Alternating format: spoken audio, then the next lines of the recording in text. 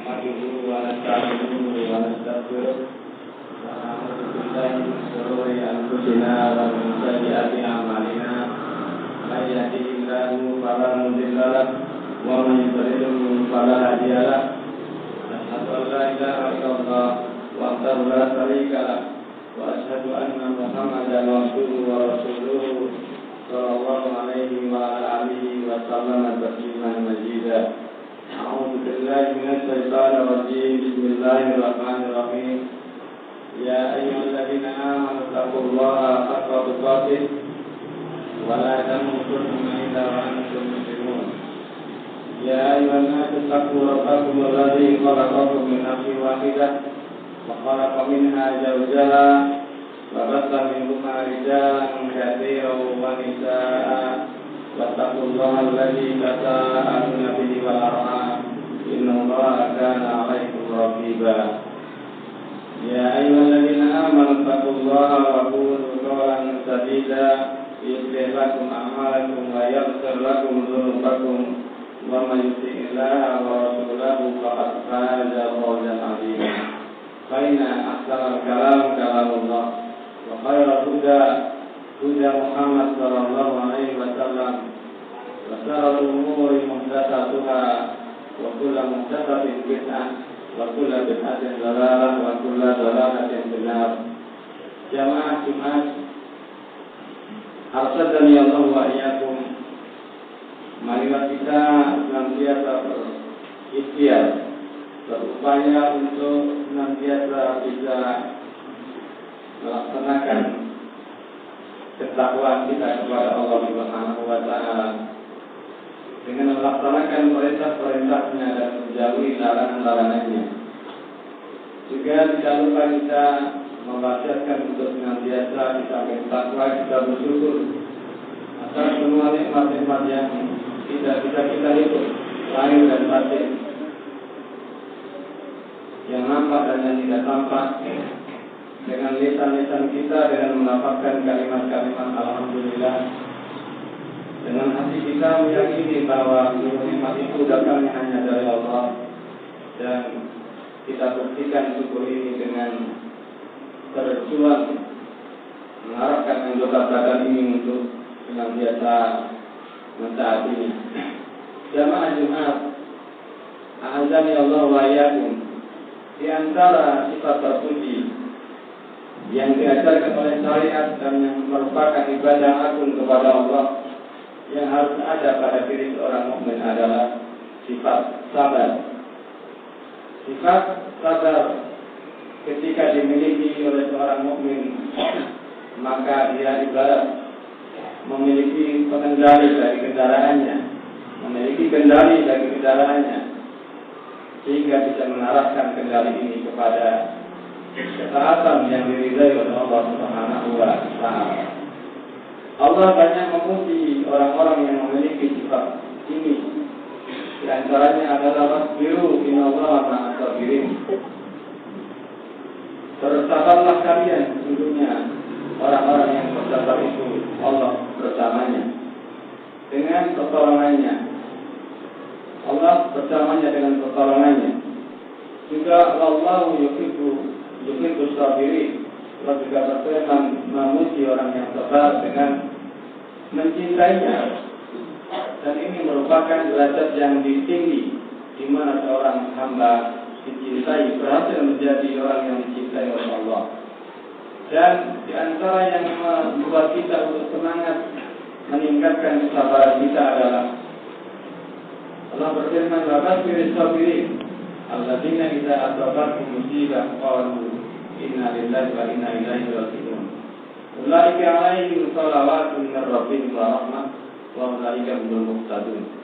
Beri kabar gembira kepada orang-orang yang sabar, yaitu ketika ditimpa musibah mereka mengatakan inna lillahi, kami ini milik Allah dan hanya akan kembali kepada Allah, wa inna ilaihi raji'un. Sehingga dia menyadari Allah pernah berbuat sesukanya terhadap dirinya, lalu hakikat dia itu adalah bukan milik dia sendiri, akan tetapi miliknya Allah. Mereka itulah yang mendapat sholawat dari Rabbnya, mendapat pujian dari Rabbnya. Orang-orang yang sabar. mendapat rahmat, yakni Allah memberikan taufik mereka untuk bersikap sabar. Dan waulaika humul muhtadun, dan mereka lah orang-orang yang mendapat petunjuk untuk mengetahui al-haq hingga dia memilih kesabaran. Sabar habsun nafsi ala salasati asya, menahan jiwa atas 3 perkara, yaitu melaksanakan perintah, meninggalkan larangan, dan sabar terhadap takdir-takdir Allah Subhanahu wa taala yang menimpa kita, yang kita senangi maupun yang tidak. Ini ada yang ikhtiari, ada yang istirari, ada yang sifatnya diikhtiarkan dan ada yang tidak, atau terpaksa atau dipaksa. Yang ikhtiariyah ini yang lebih utama dibandingkan yang istirariyah.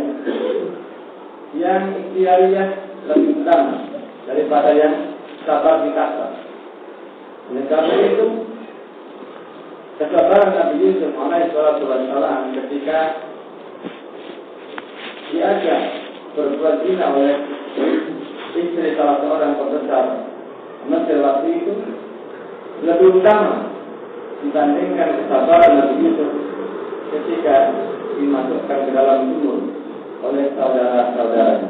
Yang pertama adalah ikhtiari, artinya mampu untuk tidak bersabar. Sedangkan yang kedua namanya tidak bisa ditolak. Oleh karena itu hendaknya kita banyak melaksanakan amalan taat yang ini sifatnya adalah ikhtiar. Kemudian di dalam perjalanan kehidupan kita manusia, kita ada dalam suatu kondisi di mana perintah harus kita lakukan. Kita ada dalam situasi di mana ada larangan yang harus kita tinggalkan. Kadang kita berada dalam suatu keadaan takdir yang harus kita terima dan nikmat yang harus kita syukuri. 4 keadaan ini pasti ada di dalam diri seorang mukmin dan semua manusia. Dan keempat-empatnya membutuhkan kesabaran. Oleh karena itu, as-sabru lazimun lahu ilal amal. Kesabaran itu berarti harus lazim, harus ada baginya hingga dia meninggal. Terus-menerus kita meningkatkan kesabaran kita, meskipun secara ilmu barangkali semua kita sudah tahu, kita harus bersabar, tetapi di dalam penerapan hidup kita terus perlu mengasah diri supaya kita menjadi orang-orang yang sabar.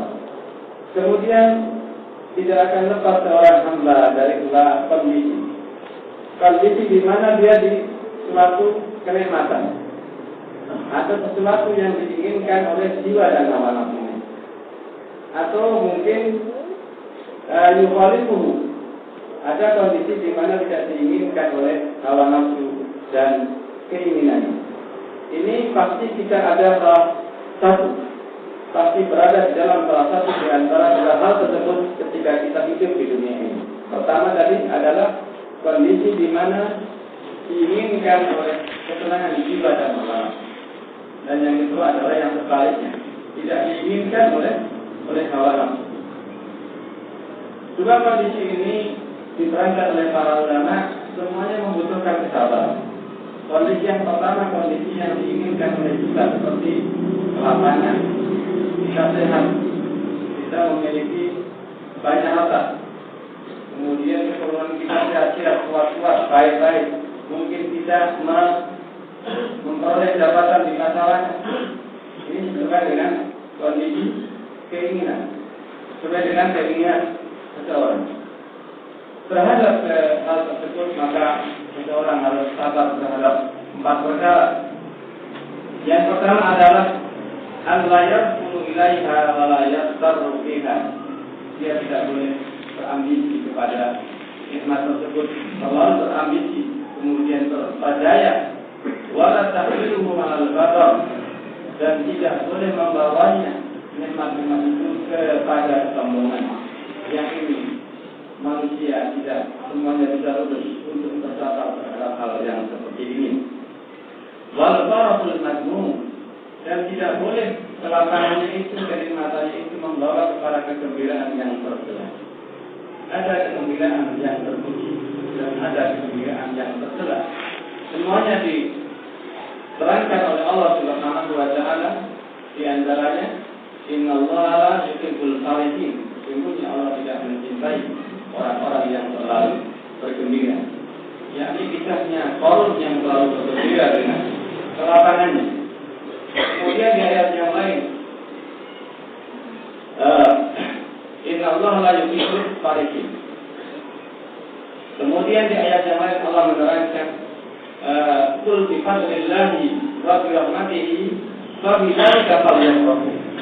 Katakanlah dengan karunia dan rahmat Allah, dengan itulah hendaknya kalian bergembira. Kegembiraan yang pertama adalah kegembiraan yang tercela, kegembiraan yang membawa kepada kata buruk ketika seseorang mendapatkan nikmat dan kelapangan. Kegembiraan yang kedua diperintahkan karena telah mendapatkan rahmat dari Allah yang berupa ibadah-ibadah kita. Ini rahmat dari Allah Subhanahu wa taala.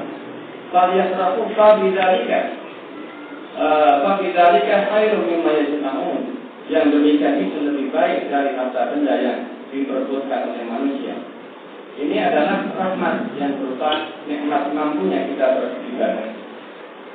Kemudian di saat orang mendapatkan kelapangan, maka kesabaran yang kedua yang dia harus berjuang adalah dia harus tidak serakah dalam merolehnya. Allah yang sama kasih naibina, tidak serakah ketika mendapatkan nikmat-nikmat tersebut. Yang ketiga, hendaknya bersabar untuk menunaikan hak Allah di saat mendapatkan kelapangan. Dan yang keempat adalah bersabar menunaikan kelapangan itu, kesehatan, masa benda dan yang lainnya, dan kedudukan bersabar untuk tidak membawanya dia kepada hal-hal yang haram. Yang ini jamaah Jumat, afdalnya Allah wa iyyakum, tidak mudah. Oleh karena itu kita hendaknya berhati-hati tidak mendapatkan nikmat, karena ketika kita tidak mampu mengamalkan keempat hal tersebut, artinya kita tidak sabar mendapatkan nikmat. Sebagian salah mengatakan al-bala'u yasbir alaihi al-mu'min wal kafir wa la yasbir ala al-'asiyah illa tusibun. Musibah itu bisa bersabar kepadanya seorang mukmin dan yang kafir, tetapi kelapangan, kelonggaran nikmat itu tidak akan bisa bersabar kecuali as-siddiqun, orang-orang yang jujur imannya, orang-orang yang benar imannya. Salah seorang sahabat Abdurrahman bin Auf mengatakan, "Ubtulina bis-sarai fasatarna, wa ubtulina bis-sarai falam nasbir." Kami diuji dengan kesulitan, tetapi kami bersabar. Kemudian kami diuji dengan kelapangan, diuji dengan kejayaan, tetapi kami tidak bersabar. Oleh karena itu jamaah sekalian, hendaklah kita memperhatikan sabar dalam hal kita memperoleh kelapangan dari Allah Subhanahu wa taala. Mungkin kita belum lulus atau kita tingkatkan supaya kita tetap bisa bersabar. Ada di sini kata biru ya adalah apa?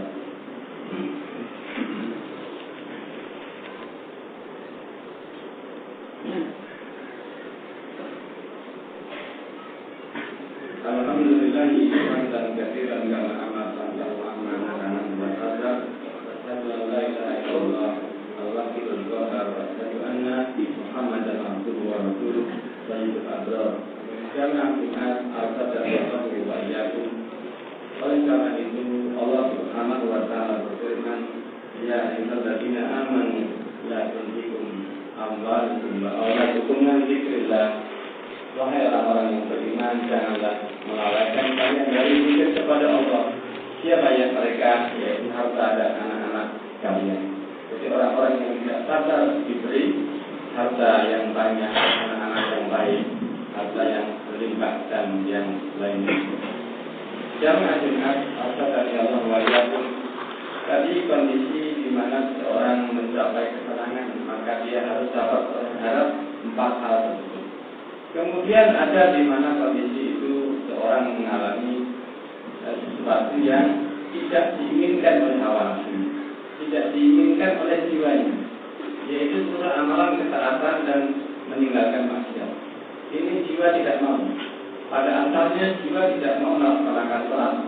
Jadi perkataan salah seorang ulama di antara Syekhul Islam Ibnu Taimiyah, jiwa ini inginnya enak-enak. Hanya karena imam lah orang mau menghadiri majlis, orang mau melaksanakan sholat jamaah, sholat Jumat dan yang lain sebagainya.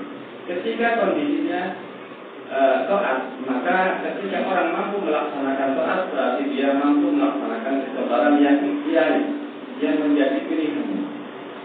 Dalam hal ini dia harus sadar sebelum melaksanakan ibadah, di tengah-tengah ibadah, dan sabar ketika telah melaksanakan ibadah, supaya amalannya tidak batal. Sabar terhadap amalan ibadah yang sebelum dilakukan, misalnya dia menata niat supaya ikhlas, supaya niatnya lurus. Sabar di saat di tengah-tengah ibadah, dia sabar untuk tidak taksir, tidak lalai, tidak seenaknya di dalam melaksanakan ibadah. Sebaliknya tidak berlebihan di dalam melaksanakan ibadah yang terjun ke dalam bid'ah. Ini maka seseorang harus sabar. Kemudian sabar yang ketiga adalah sabar setelah melaksanakan ibadah, yaitu seseorang misalnya berkaitan dengan ibadah-ibadah yang rahasia, misalnya infak, sholat, sedekah, yang mestinya itu rahasia dan pada awalnya telah menjadi rahasia. Seseorang harus merahasiakannya pada waktu-waktu mendatang sehingga tetap menjadi rahasia antara dia dengan Allah dan tetap tidak membatalkan ibadah. Ketika dia tidak sabar, kemudian ingin dipuji, ingin jemaah, ingin dia yang tadinya amalnya rahasia, misalnya kita sholat, misalnya kita siam Syawal, misalnya kita rahasiakan barangkali. Kemudian setengah tahun yang akan datang kita ingin dipuji bahwa sholat kita banyak, puasa kita banyak. Kemudian kita terangkan kepada orang lain. Kemarin bulan yang lalu atau 6 bulan yang lalu Syawal tahun ini saya siam. Akhirnya apa? Akhirnya dia dominan ingin dipuji di dalam pernyataannya itu. Tapi setelah beramal dia harus bersabar sudah tidak menerangkannya supaya dia tidak batal. Kemudian yang tidak sesuai dengan keinginannya diterangkan para ulama adalah seperti amalan yang tidak berkaitan dengan ikhtiari, tidak ada kaitannya dengan usaha seperti musyikan. Maka jelas dia harus bersadar baik musibah tersebut diakibatkan oleh sebab manusia, Allah takdirkan sebabnya manusia, maupun sebabnya adalah dari Allah Subhanahu wa Ta'ala. Jamaah Jumat Al-Sadani Allah wa Yakun Al-Hajil, kita di sini berikan satu materi yang lengkap, yaitu sabar. Semoga kita semua diingatkan oleh Allah, dibimbing oleh Allah untuk senantiasa bersabar, karena seorang mukmin dan seorang mukminah senantiasa diuji oleh Allah Subhanahu wa Ta'ala. Sebagaimana di dalam mushaf yang diriwayatkan oleh Imam Ahmad, la yazalul bala'u bil mu'min, la yazalul bala'u bil mu'min aw mu'minah fi jasadihi wa malihi wa fi waladihi hatta yalqallaha wa ma alaihi min khati'ah. Terus ada senantiasa ujian itu, musibah itu menimpa seorang mukmin atau mukminah, baik itu di dalam masalah jasadnya, hartanya, anak-anaknya, hingga nanti dia bertemu dengan Allah dalam keadaan tidak memiliki dosa. Begitulah jamaah Jumat Al-Sadani Allah wa Yakun. Mudah-mudahan bisa menjadi sesuatu yang kita ingat kembali tetap pada siang ini. Allahumma shalli ala Muhammad wa ala ali Muhammad. Allahumma ighfir lil muslimina wal muslimat, Allahumma ighfir lil muslimina wal muslimat, wal mu'minina wal mu'minat, al ahya'i minhum wal amwat. Rabbana la tu'akhidhna in nasina aw akhtana. Rabbana wa la tahmil 'alaina isran kama hamaltahu 'ala alladziina min qablina. Rabbana wa la tuhammilna ma la taqata lana bihi wa'fu 'anna waghfir lana warhamna anta maulana wansurna 'alal qawmil kafirin. Rabbana atina fid dunya hasanah wa fil akhirati hasanah wa qina